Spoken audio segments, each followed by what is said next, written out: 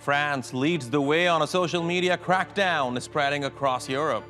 The government says new legislation will fight terrorism, but some say it is a vehicle for censorship. I'm Jafar Hassan, and today's newsmaker is France's social media law.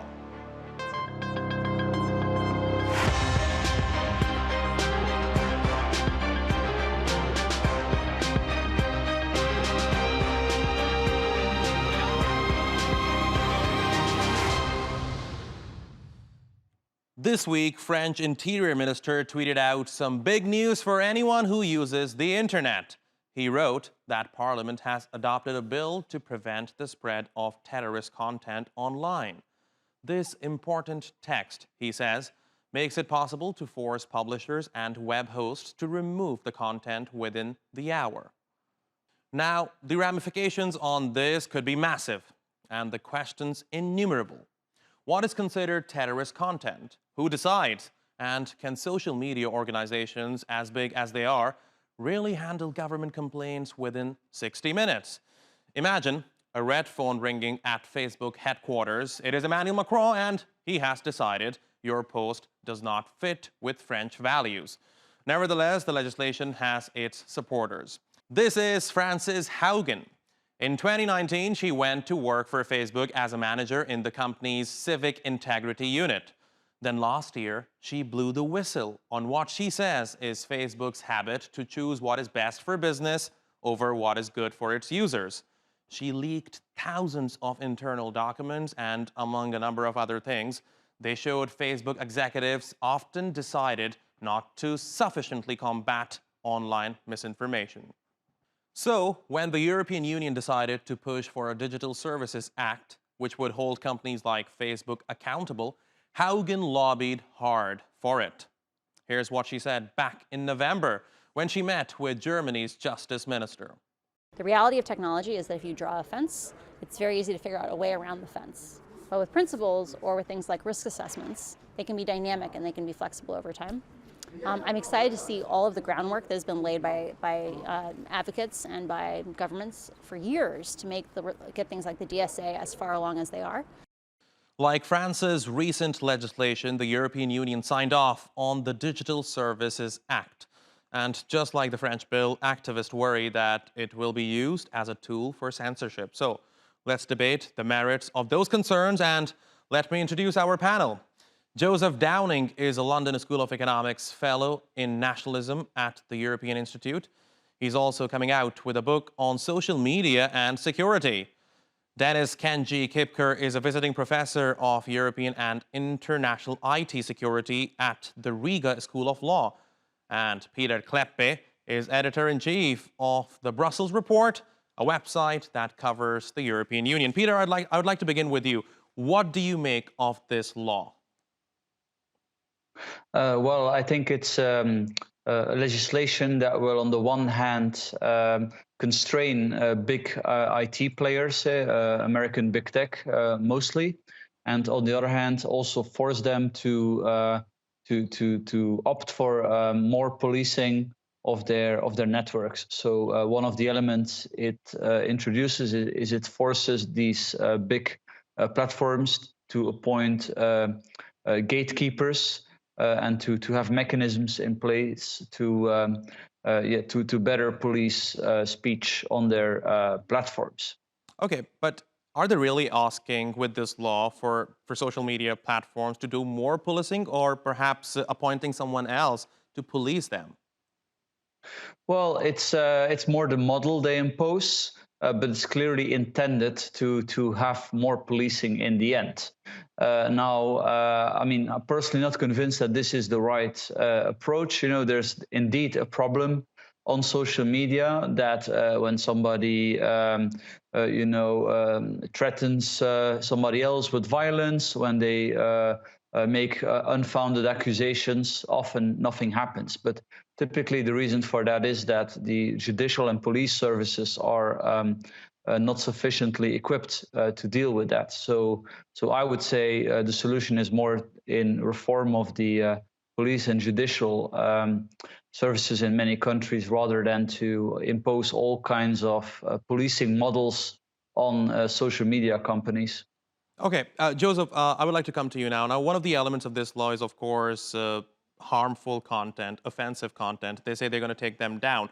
But in reality, who gets to decide the difference between harmful and offensive content? What is your navigation through this? Well, there are two things here, right? So one is the proposal within the law to set up a team of European moderators, right? So these individuals that will be trained and be told what's offensive and what's not. Issues with this are very expensive. It's going to require a lot of people to do it. And who's to say what discretion they have and to actually define what is harmful? The other aspect of it could be done with AI and algorithms. But again, somebody at some point will decide what's harmful and what's not. And you have the manipulation sometimes of these digital ways of flagging harmful content. We've seen it recently with Russian bots and Russian activists online in the context of the Ukraine crisis. They report accounts as being harmful. They get taken down when they're actually accounts of journalists. But my big concern here is that we've been here before, right? I mean, with the rise of ISIS and the so-called Islamic State, say some sort of 7, 8, 9 years ago, there was a clampdown on public-facing platforms like YouTube and Twitter to take down harmful content. Now, it worked, right? Harmful content was taken down. But what's happened here is a migration of extremist voices to closed network social media platforms such as Telegram. Now, this law, to me, on my first reading of it, doesn't seem to really get to grips with that, right? Many people are getting this kind of information through closed networks that are unlikely to fall under or be even flagged as potentially harmful content. And I think that's something that's quite problematic. Okay, but I want to focus on France for a second here. Let me come to you, Dennis. What do you think led France to come up with this law?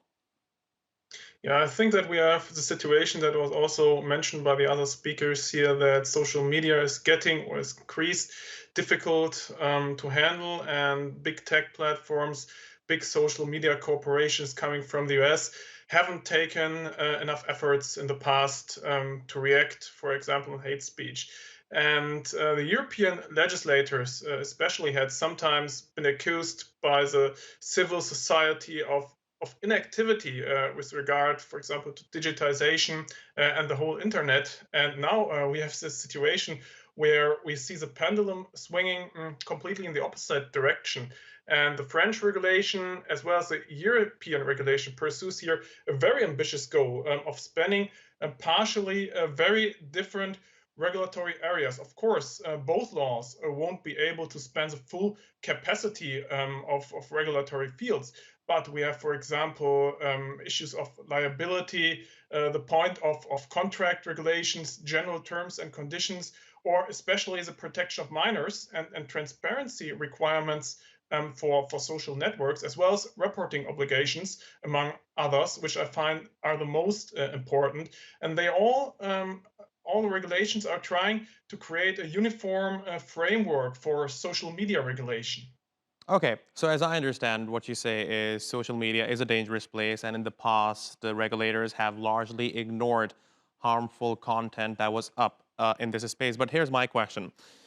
Social media, generally speaking, social media is a place where you upload individual content. Now, there are three key stakeholders here. Number one is, of course, the individual who uploads that.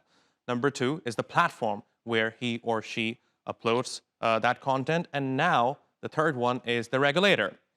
If there is something wrong with the content, who bears the responsibility? Firstly, the responsibility is for the platform itself, because, for example, the DSA attributes this responsibility to platforms, and it is intended to ensure that certain content disappears from the network more quickly. And of course, it is the task of the platform to react as fast as possible. For example, we have terrorist propaganda on these networks, we have hate speech, as mentioned before, or the sale, for example, of counterfeit goods. And it is important to react as quickly as the platforms can. And in the past, there was, well, not a lot of reaction, because on one hand, we have the platforms that are trying to share information, that are also making money by sharing information. And on the other hand, we have the public interest, the official public interest, which was not protected before in the way that it should be protected. Okay. Now there's one element which is part of this law, which I personally find very interesting and bizarre at the same time. Now, if there is a content which is promoting terrorist propaganda on these platforms, it should be taken down by these social media giants within 60 minutes. I mean, but Joseph, I would like your thoughts on this. Is it, I mean, realistic for social media giants to crack down on content which is promoting terrorist propaganda within 60 minutes? I mean, is it a realistic deadline threshold? I mean, everything's possible, but it just depends on what the costs are, right? So we've already mentioned the significant administrative costs of doing this, but the other costs could be that it's a bit like using a sledgehammer to crack an acorn. If social media giants are particularly concerned with the fines involved, it could end up with them taking down large amounts of material, using a kind of very broad filter, taking down large amounts of material that isn't actually offensive. The other outcome possibly could be that while on paper the fines look enormous, to tech companies, they may just write them off as a cost of doing business. So you might have a situation where tech companies are relatively laissez-faire with enforcement because they think it's cheaper just to pay the fine than it is to put the structures in place to adequately filter the content. Okay. Now, another important factor here is, of course, hate speech, and this is what I find rather mind-boggling. For example, there are different interpretation of what represents illegal hate speech in, let's say, a country like Germany, in comparison to, let's say, a country like Norway. So how is a country like France going to sort of navigate through this? Well, again, this is where it becomes unclear who it is that gets to decide the boundaries of what exactly hate speech will mean in this particular context, and how indeed it's operationalized within each kind of national context. I mean, France is interesting here because this has a background, and it has a background in terms of the separatism law, which Macron passed in the first term of his presidency, that sought to clamp down on what he called sort of religious separatism, and which many have interpreted as a broader clampdown on the Muslim community. And there was a vague consideration in there on tackling extremism online. Now, France has also a massive problem with far-right, nationalist, identitarian forms of extremism. And will the net, however it's operationalized, capture both of these? Or will it again be another example of French laws and French bureaucratic processes that clamp down on one particular community and not another? I mean, it very much remains to be seen, I think. Okay, I think you've made a very interesting point here. Dennis, let me put this to you. Is Emmanuel Macron, is the French government building up on the separatism bill that was passed in France not too long ago? Well, I think this is one part of the whole regulation, because as mentioned before, extremism is an issue, and it's not an issue in France. It's also an issue in all European member states. And this is also why the French legislator tries to tackle it. And we have also heard that extremism cannot be found in public networks, but also in private networks. It can be found in dark nets. It can be found in closed user groups. And this is just one approach that we have here with the French regulation and with the European Data Services Act. But I think we are far away from a whole regulation of the complete online metaverse that we are in. So there are still many dangers that are currently not addressed by the French regulation and also by the European regulation. So there's still a lot of work to do for authorities as well as for legislators when it comes to regulation and fight of hate speech. Okay. Now, gentlemen, let's move into the next phase of our discussion today. We analyzed what this law means. Now, let's talk about whether or not implementing this law was a good idea. Peter, I would like to begin with you. Is there an alternative to this law right now, or do you think this is the best way forward? Well, as I mentioned, I think it's the wrong approach, and we have seen with similar legislation that it's actually not very functional. In Germany, there was the so-called Netzgesetz, basically legislation that was, or that still continues to apply, and that imposes pretty drastic obligations on platforms. And for example, Facebook, as a result, took down a whole lot of content just to err on the safe side, content that was not necessarily hateful, or that was clearly not meant to be covered by these regulations. I mean, these regulations are, of course, well intended, and the problem they are trying to address is real. I mean, there's a lot of indeed terrorist propaganda out there, of death threats, false information, people being accused wrongly, and clearly this needs to be tackled. But our justice system caters for that. It also has provisions in place for when you have publishers. In every European member state, there's different rules on that, to what extent a publisher can be prosecuted. So I think we have to apply the rules. Dennis, now according to Pieter, the intention is good, the intention is clear, but the approach is wrong. Would you agree? I would make a difference here, because we have the big platforms, and in the past there has not been so much regulation in the whole European Union. Of course, the so-called Netzwerkdurchsetzungsgesetz in Germany is a very strict regulation which came into force in 2017. And in my opinion, the European legislator has also taken out of this German regulation several interesting approaches. And in my opinion, we also, it is good that this European regulation makes a differentiation between networks of different sizes. So the Digital Services Act does not say, well, every network has to fulfill the same legal compliance duties when it comes to the fight of hate speech or terrorism propaganda, for example. But larger networks, which have more resources, have more comprehensive obligations. And of course, there are critics and there are things to make better, of course, and we have still member state regulation in certain member states addressing the same topics, but all in all, the member state regulation will have to adopt to the European level regulation. And we cannot have this situation right now because the Digital Services Act has not come yet. Okay, Joseph, I'll come to you, but Dennis, let me add one more question here. Now, this is an argument that is being made by opponents of this law. They say, we're not sure whether or not this regulation is actually being implemented for national security purposes, because some would argue that perhaps these regulations could be used as a political tool to reinforce a certain political narrative. So there are always, there's always this distinguishment between freedom of speech and public security interests. And in my opinion, the weighing of these interests is quite good in the laws, because we have concrete ideas, we have concrete goals which should be protected based on these new regulations. And of course, always you can ask yourself if there's any limit of the freedom of speech. But the freedom of speech is protected in the constitutions of the European member states.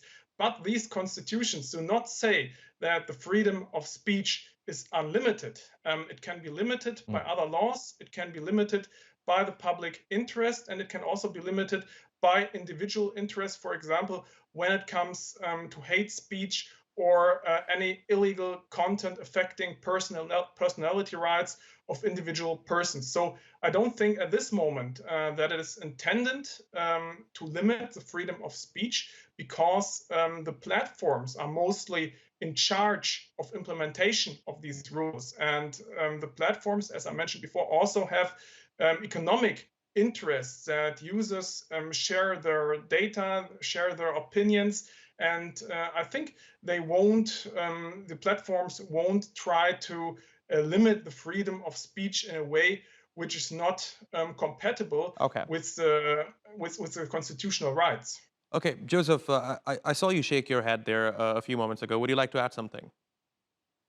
No, I think Dennis makes a really good point, which is that no European country has absolute, complete, total freedom of speech, right? Each country has defined several things as off limits. I mean, the issue that I have with this law that I think relates a lot to results of pre-existing bans or clampdowns by social media network is the problem of network migration.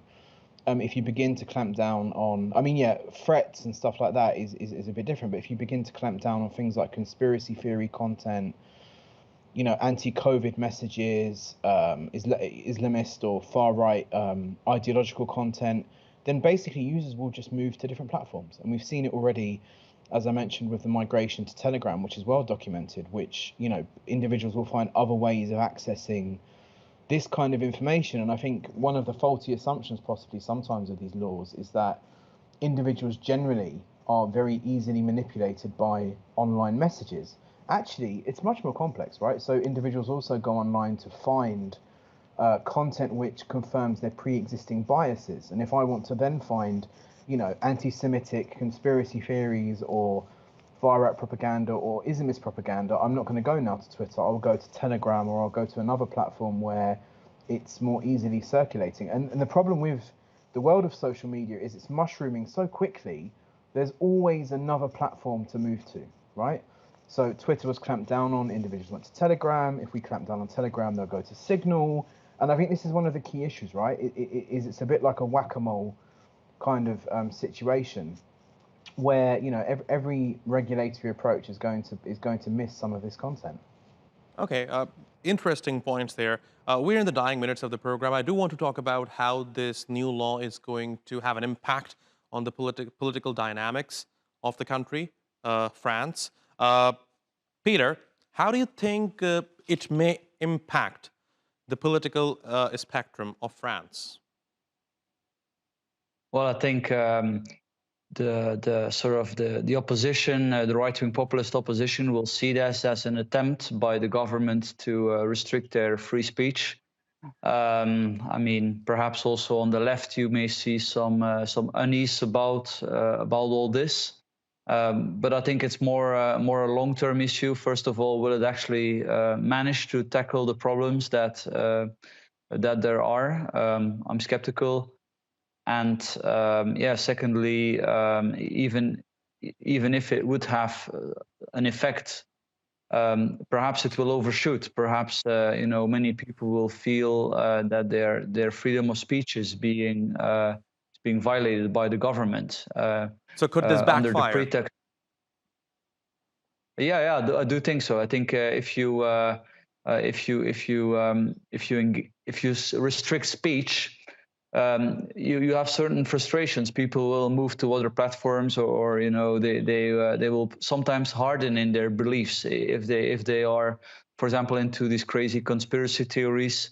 If you actually if you have government action to tackle this, I'm pretty sure many of these people will double down on it. They will see this as confirmation that the conspiracy theory is correct. Okay. Dennis, let me come to you again. So certainly there are concerns among a certain section of the society about the implementation of this law. As Dennis highlighted, there is a segment within the society which says that this new law is against freedom of speech. So considering that, how do you think regulators will improve this law in the near future? Do you think there are chances for this law to be amended? I think there are great chances of this law to be amended. But I think also it's not mostly about the regulators, but also about authorities which are in charge here for these social networks, because they will have to make the decision, for example, if a content was illegal or if a content should have been deleted. If deleting a content finally results in the restriction of freedom of speech or the legal definition of hate speech. We do not have a concrete legal definition. I assume that this is a problem. But the authorities that are in charge here will have to implement in the near future best practices to clearly show to the networks the rights they have and the rules they have to obey to.